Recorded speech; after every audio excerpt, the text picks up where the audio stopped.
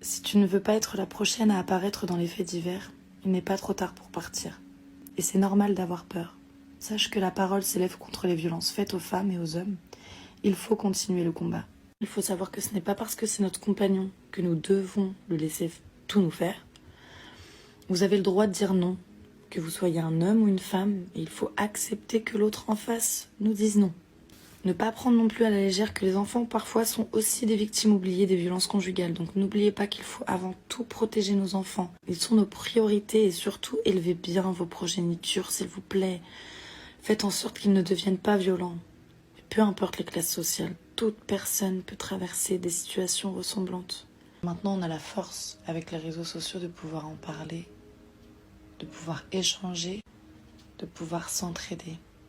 Et aussi les gars, n'ayez pas peur de parler des violences que vous pouvez être amenés à subir. Cela ne concerne pas que les femmes.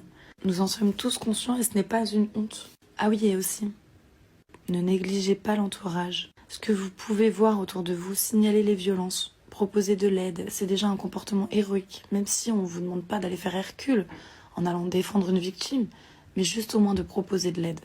Même s'il n'y a que 10% de violence, je vous souhaite de trouver le courage de partir. Sont trop doux, les coups trop violents. Puis il me donnait des coups de coude en tenant son volant. J'avais mal et j'ai rien dit, j'ai eu peur et j'ai souffert. Fermer les yeux, baisser la tête, c'est tout ce que j'ai su faire.